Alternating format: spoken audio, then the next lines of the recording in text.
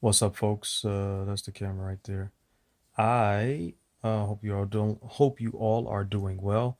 I just wanted to shoot this video around some of the things that I've learned and discovered from the study of health and wellness over the years, and different people that I've followed, read their literature. Um, golly, whether it was Dr. Sebi, may his soul rest in peace, Dr. John McDougall, Dr. John Bergman, chiropractor out of, I want to say Santa Monica, California. Dr. Tim O'Shea, chiropractor out of San Jose, California. Dahudi Maatra, master herbalist. Dr. Natasha Campbell McBride, who I believe is the founder of the GAPS diet. Lou Corona, who is based out on the West Coast and has done a lot of work with Dan, the Life Regenerator McDonald. I would also add into that Dr. Jewel Pookrum. Let me see who else comes to mind. The main thing is just from the various things that I've read. There's also a guy on Instagram, Matt Blackburn, that has a very interesting take on meat and caffeine and coffee and things like that. And their points of view are all valid from different perspectives.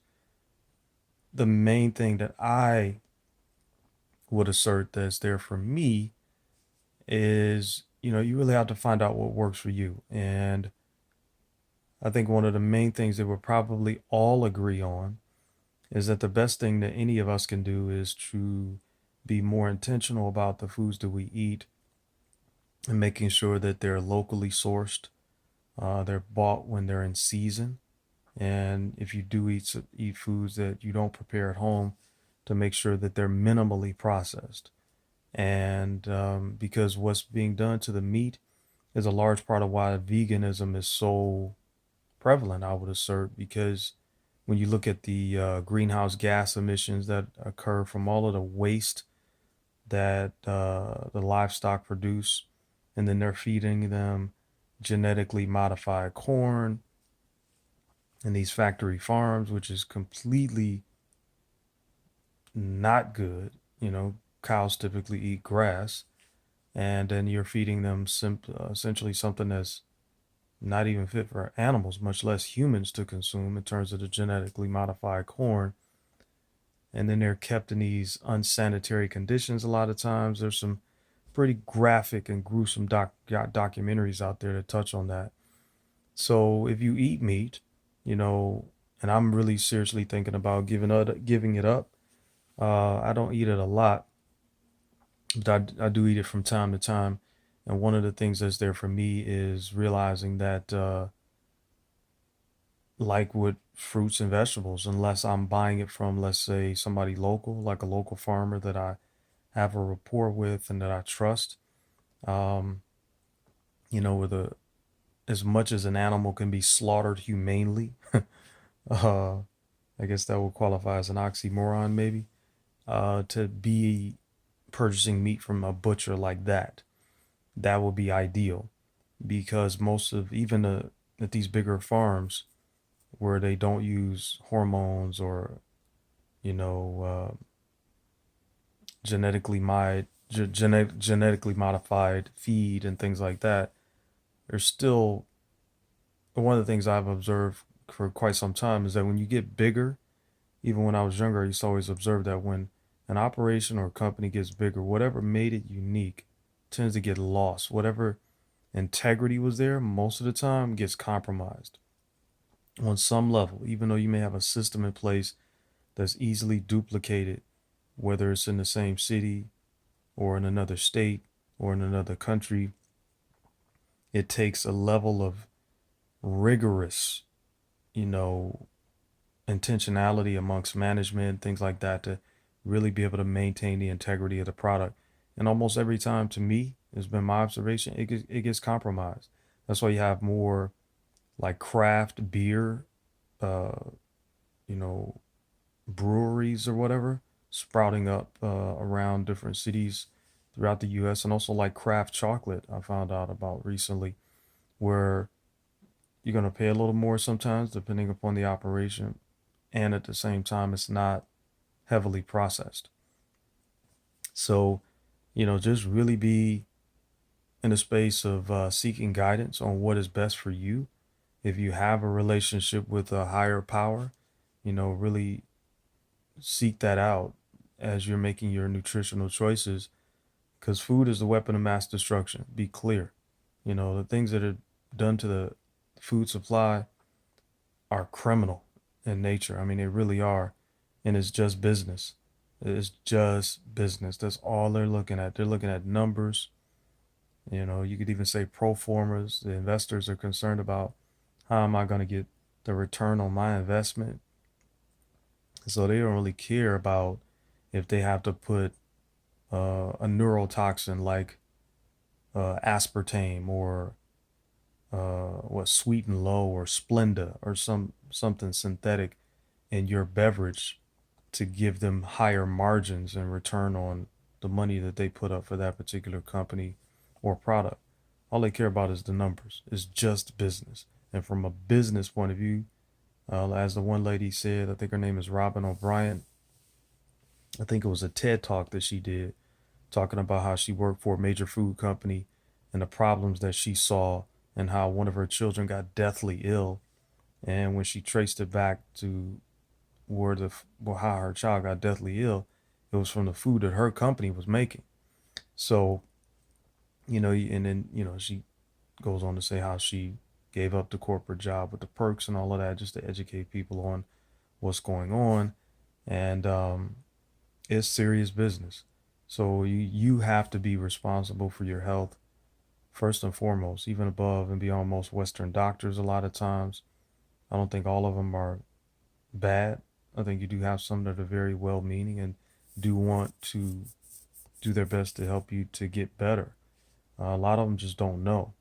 Uh, I would also say that in the space of that, do everything you can to make sure that you do your due diligence.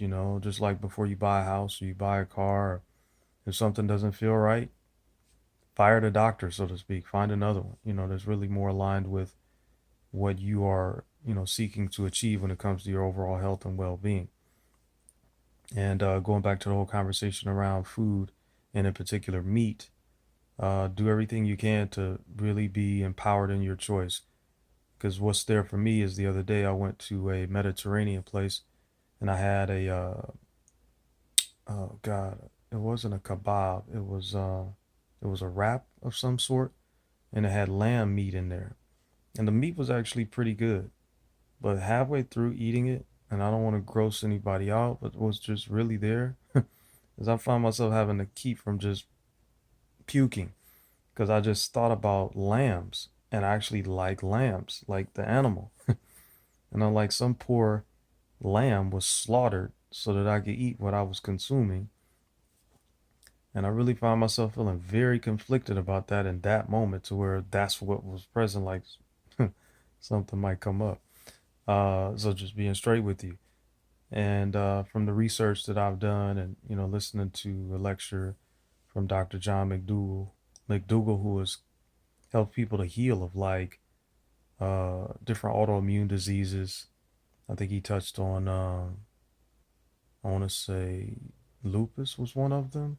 Also multiple sclerosis and things like that. It's pretty serious business out here, and he doesn't recommend meat at all. And he's not a proponent of dairy. And at the same time, when I look at a lot of the literature from the Western Price Foundation, they make a lot of sense as to why, meat and dairy actually do make sense. But they're talking about meat that is, like grown without all of the crap in it. So, again, it's up to each individual to choose. And at this point, I'm inclined to say that meat is not the way for me to go. And I will be, I guess you could say weaning myself off of it. Because just looking at, what's going on with the food supply and things like that, and how a lot of people are just sick. And you can just tell. You get to a certain point in your growth or, you have a certain awareness and you can just see it in people in their spirit. And I've been one of those people, you know. eating just out of control and things that I know aren't good for me. And a lot of these oils that they're preparing the food with, the canola oil, which is almost always genetically modified. Um, Even most of those vegetable oils are crap. Um, and Dr. McDougall and Dr. Layla Africa both are big proponents of, like, you shouldn't use oil at all because it doesn't combine with anything. Like they say, oil and water doesn't mix. They come from that same standpoint as it relates to food and how it makes you fat and um, is actually a toxin. Is their conversation in a lot of respects.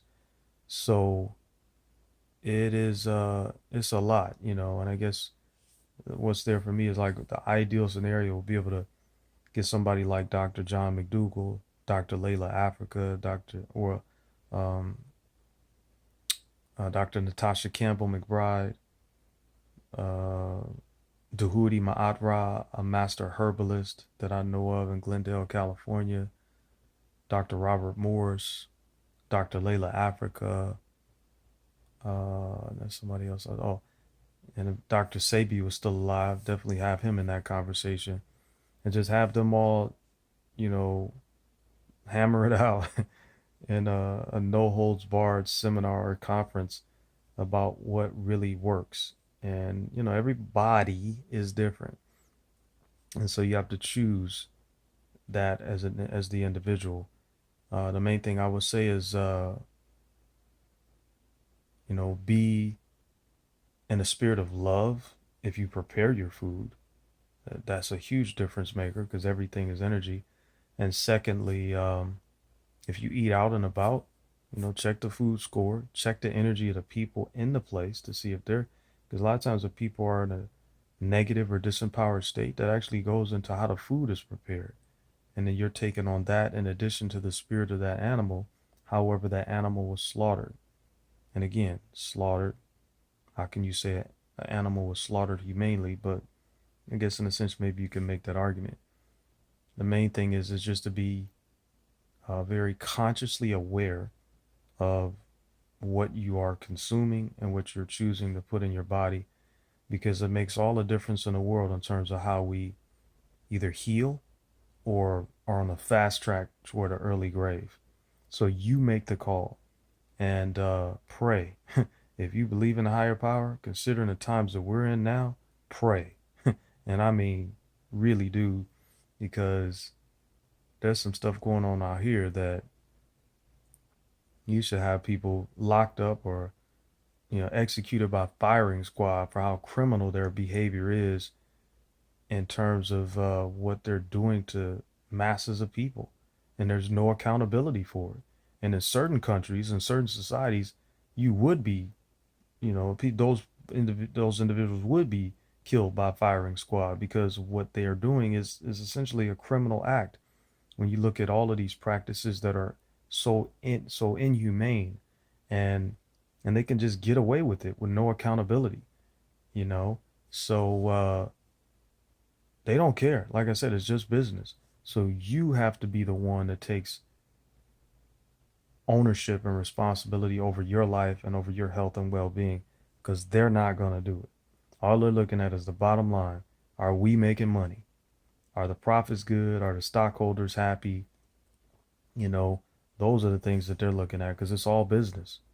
And from a purely business point of view, as and I may have alluded to this earlier, but as the lady doctor, or I don't know if she's a doctor, but Robin O'Brien mentioned in her TED talk, she said from a business point of view, it's brilliant. Actually, it really makes a lot of sense in terms of how they go about doing business when you're talking about these food corporations.